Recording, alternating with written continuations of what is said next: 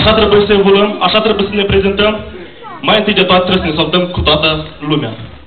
Bună seara! Bună seara! Bună seara, știi? Bună seara, bună seara, bună seara, bună seara, bună seara, bună seara, bună seara, bună seara!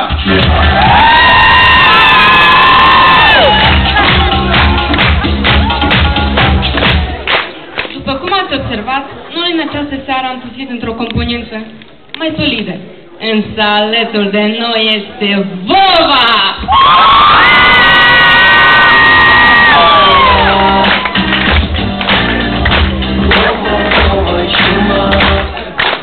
Vova știe că este prost. Dar când se uită în jur, prinde curaj.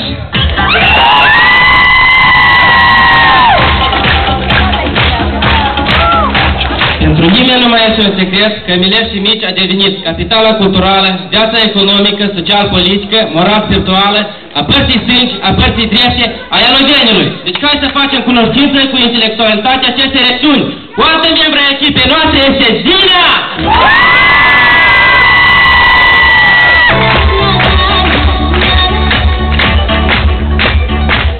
Zina în viața ei, o singură dată a dat autograf.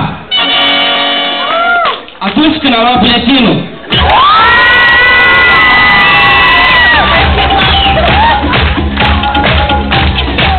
La noi în echipă mai este și Dumitru!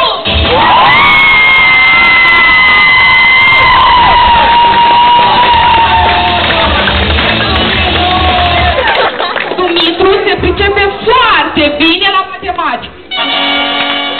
El poate să mulțească foarte bine orice număr cu 1.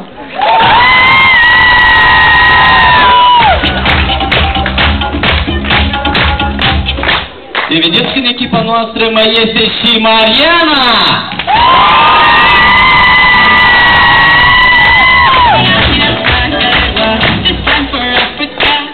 Mariana este o persoană melancolică. Într-o zi ea a căzut pe gânduri și a rupt mâna.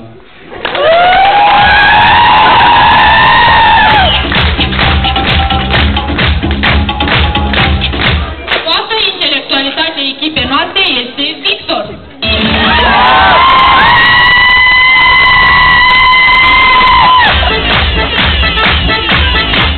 Victor la noi este forța întruchipată. Asta pentru că Victor încă de mic poartă chiloței cu Superman.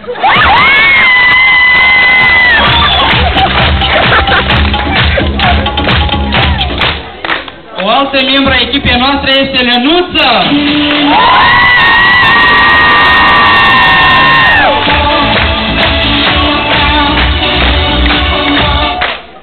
Pasiunea Lenuței este notul! Ea cu o mână în notă, iar cu una dă din picioare.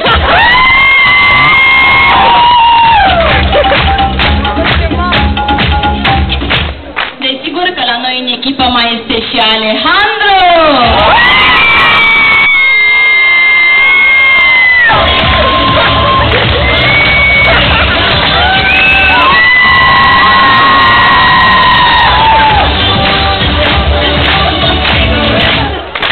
Alejandro este foarte zârcit. Odată i-ar de acasă, el i-ar dădea bip la pompieri.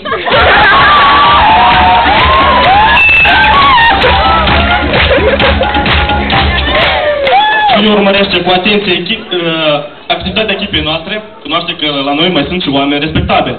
Așadar, cu noi avem și pe Vera!